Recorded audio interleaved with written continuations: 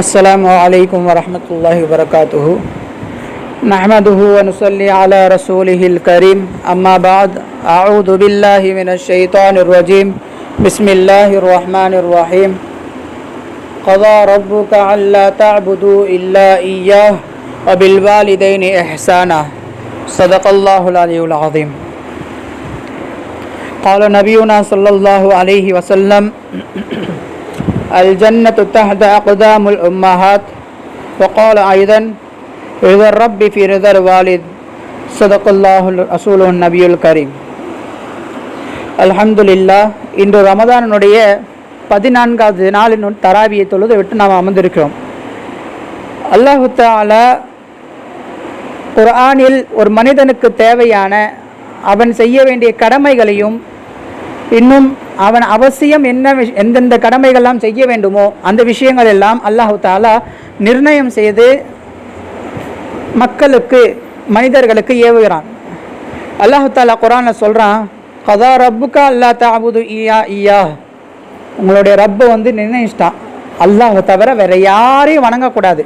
First அல்லாஹு தஆலா மற்றவங்க யாரையும் வணங்கக்கூடாது, அல்லாஹு தஆலா முன்னாடி சொல்லிட்டான். அதுக்கப்புறம் அதற்கு பிறகு எல்லா ஆயத்துக்களும் பெரும்பாலுமான அல்லாஹு தவிர யாரும் வணங்கக்கூடாது அப்படின்னு சொன்னா கூட பிறகு ஒரு ஆயத்து, பிறகு ஒரு எழுத்த, ஒரு வாசகத்தை இணைக்கிறான். என்னன்னா, வபில் வாலிதைன் இஹ்சானா, தாய் தந்தையர்களுக்கு நன்றி செலுத்துதல், அவர்களிடத்தில் பணிவிடை செய்தல் என்பதாக அல்லாஹு தஆலா குர்ஆன்ல சொல்லியிருக்கான். இப்போ தாய் தந்தையர்களுக்கு பணிவிடை செய்யக்கூடிய விஷயமா ஸல்லல்லாஹு அலைஹி வஸல்லம் அவங்க ஒரு ஹதீஸ் இருக்குது. ஸல்லல்லாஹு அலைஹி வஸல்லம் அவங்க ஜும்மாவுடைய நேரத்தில் ஜும்மாவில் பிரசங்கம் செய்வாங்க, குத்துபா ஓதுவாங்க. ஜும்மாவில் அரபியில் தொழுவுற 2 ரக்காத் தொழு வைக்கிறதுக்கு முன்னாடி குத்துபா ஓதுவாங்க. ஓத போகும்போது படிக்கட்டு இருக்கும், அந்த படிக்கட்டில் ஏறி நின்று தான் ஓதுவாங்க. அந்த நேரத்தில் ஸல்லல்லாஹு அலைஹி வஸல்லம் அவங்க என்ன செய்கிறாங்கன்னா, அந்த படிக்கட்டில் ஜும்மாவுடைய பிரசங்கம் செய்வதற்காக ஏறுறாங்க. ஏறும்போது முத படிக்கட்டில் ஏறும்போது ஆமீன் சொல்கிறாங்க, 2வது படிக்கட்டில் ஏறும்போது ஆமீன் சொல்கிறாங்க, 3வது படிக்கட்டில் ஏறும்போதும் ஆமீன் சொல்கிறாங்க. அதுக்கப்புறமா குத்துபா செஞ்சு முடிச்சுட்டு தொழுவை முடிச்ச அப்புறமா சஹாபாக்கள்லாம் வித்தியாசமாக பார்த்தாங்க ஸல்லல்லாஹு அலைஹி வஸல்லம் அவங்கள. ஸல்லல்லாஹு அலைஹி வஸல்லம் அவங்கள பார்த்துட்டு, யா ரசூலல்லாஹ், என்றைக்குமே நீங்கள் செய்யாத ஒரு அமல் இன்னைக்கு செஞ்சீங்களே, எதுக்காக நீ அந்த மாதிரி செஞ்சீங்க? ஏன் நீங்கள் மிம்பர் படி மேலே ஏறும்போது ஆமீன் ஆமீன் சொல்லிட்டு ஏறினீங்க யா ரசூலல்லாஹ் அப்படின்னு சொல்லி ஸல்லல்லாஹு அலைஹி வஸல்லம் அவங்கள்ட்ட அந்த சஹாபாக்கள் கேட்டாங்க. சஹாபாக்கள் கேட்கும்போது ஸல்லல்லாஹு அலைஹி வஸல்லம் சொன்னாங்க, நான் மிம்பர் படி மேலே ஏறும்போது ஜிப்ரீல் அலைஹிஸ்ஸலாம் ஒரு சில துஆக்கள் செஞ்சாங்க, அதுக்கு நான் ஆமீன் சொன்னேன்.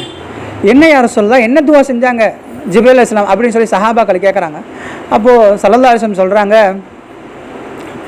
எவர் ஒருவர்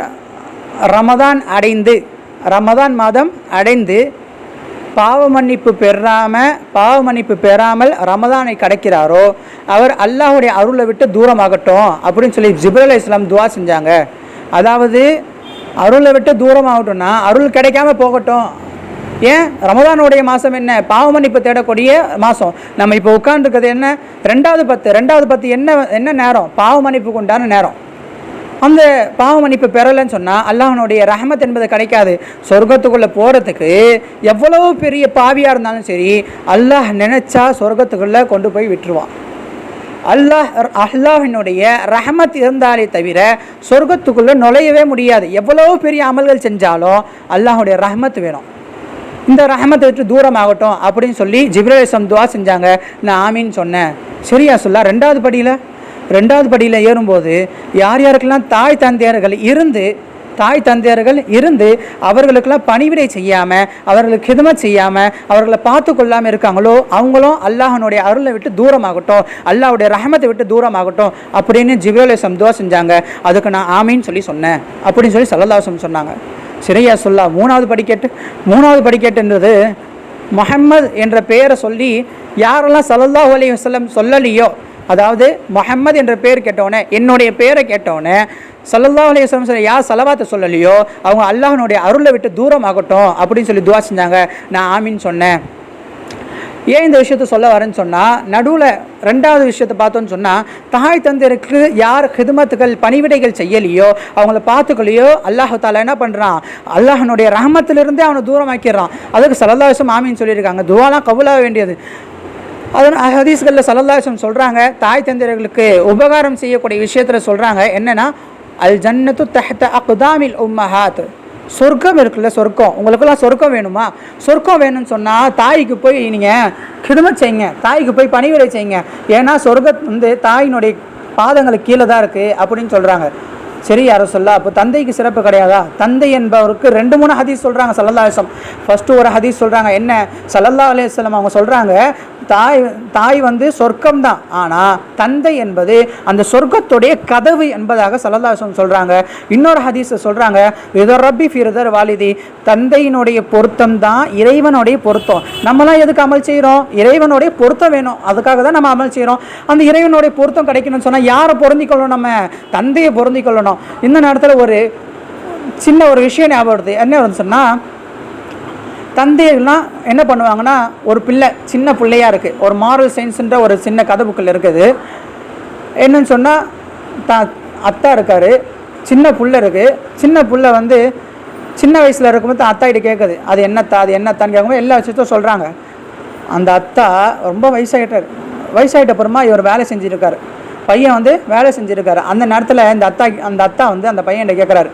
ஒரு காக்கா வந்து உட்காருது மாடியில், பால்கனியில் வந்து உட்காந்தோடனே, ஏன் அது என்னதுப்பா அப்படின்னு சொல்லி தான் பிள்ளைகிட்டே கேட்குறாங்க.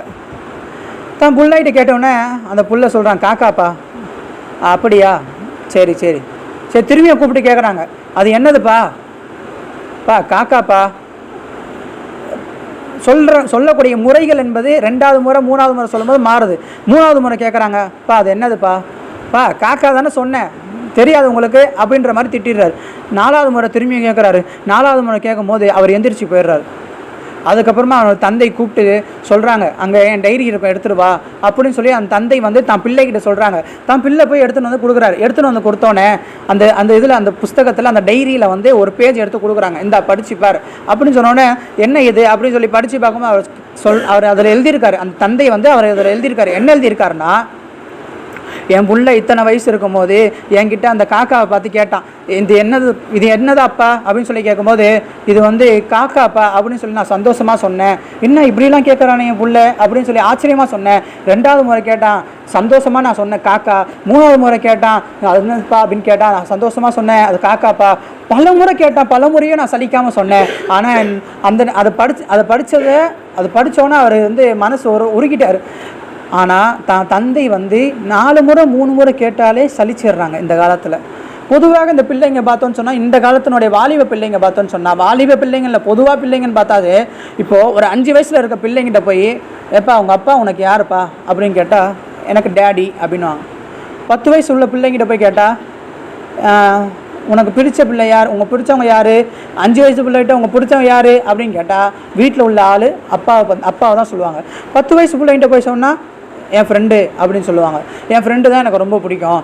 15 பிள்ளைகிட்ட, ஏன்ப்பா அவங்க அப்பா என்னப்பா பண்ணுறாரு, உங்கள் அப்பா ஏதாச்சும் உனக்கு சொல்லித்தராரா, அவர் எப்போ பார்த்தாலும் ஏதாவது சொல்லிட்டே இருக்காரு அப்படின்னு சொல்லி திட்டுறது. 20 வயசு பிள்ளைகிட்ட போய், ஏப்பா அவங்க அப்பா என்னப்பா நல்லா இருக்காரா, என்ன செய்கிறார் இப்போது, ஏங்க அவரை பற்றி கேட்குறீங்க அப்படின்ற 20 வயசு பிள்ளை.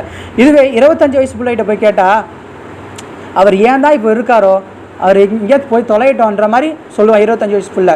ஆனால் 35 வயசு பிள்ளைகிட்ட போய் கேட்டோன்னு சொன்னால், அந்த நேரத்தில் அவங்க தாய் தந்தையர்கள் இருக்க மாட்டாங்க.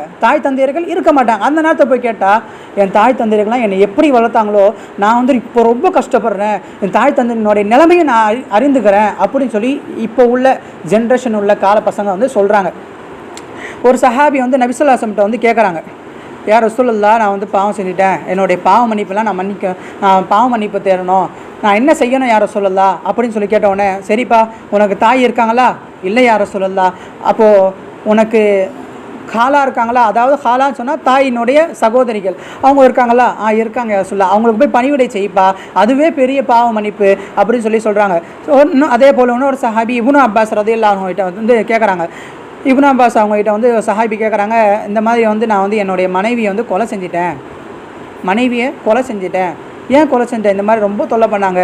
அப்படியா, அப்போ நீ வந்து என்ன செய், தாய் தந்தருக்கு போய் அந்த பாவ மன்னிப்பு நீ தேடுறதுக்கு பதிலாக தாய் தந்தருக்கு போய் நீ கிதுமத் செய். தாய் தந்தர்களுக்கு கிதுமத் செய்கிறதா உலகத்தில் இருக்கக்கூடிய மிகப்பெரிய சவாபுக்கு உண்டான அமல் எதுன்னு சொன்னால் தாய் தந்தருக்கு கிதுமத் செய்யுது. அதே போல் ஆஷா ரலியல்லாஹு தஆலா அன்ஹா வந்து ஸல்லல்லாஹு அலைஹி வஸல்லம் அவங்ககிட்ட சொல்கிறாங்க, யா ரசூலல்லாஹ், நான் வந்து நேற்று கனவுல வந்து சொர்க்கத்துக்கு போயிட்டு வந்தேன்.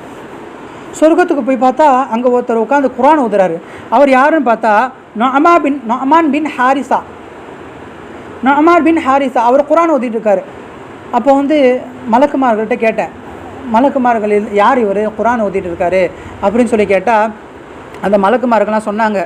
என்ன சொன்னாங்கன்னா, அவர் வந்து உலகத்தில் இருக்கும்போது தன்னுடைய தாய் தந்தருக்கு ஹிதுமத் செஞ்சவர், தாய் தந்தர்களை அடிப்பணிந்து பணிவிடை செஞ்சவர். அந்த பணிவிடை செஞ்சதுக்கு உண்டான பலன் தான் அல்லாஹ் தஆலா சொர்க்கத்தில் அவருக்கு குர்ஆன் ஓதக்கூடிய நிலைமையை கொடுத்துருக்கான். அதே போல் நம்ம வந்து பார்த்தோன்னு சொன்னால் ஸல்லல்லாஹு அலைஹி வஸல்லம் சொல்லியிருக்காங்க, குர்ஆன் அல்லாஹ் தஆலா சொன்னதாக, யா அய்யுஹல்லதீன ஆமனு லா தர்ஃபு அஸ்வாதக்கும் ஃபௌக சௌத்தின் நபி. அங்கே வந்து நபி என்பதாக சொல்கிறாங்க. என்ன அங்கே சொல்கிறாங்க அப்படின்னு சொன்னால், தன்னுடைய நபிக்கு முன்னாலோ தன்னுடைய தாய் தந்தையர்களுக்கு முன்னாலோ அல்லது பெரியவங்களுக்கு முன்னாடியோ தன்னுடைய சப்தத்தை உயர்த்தக்கூடாது. லா தர்ஃபு அஸ்வாதக்கும், உங்களுடைய சப்தத்தை நீங்கள் உயர்த்தாதீங்க அப்படின்னு சொல்லி ஸல்லல்லாஹு அலைஹி வஸல்லம் சொல்லியிருக்காங்க.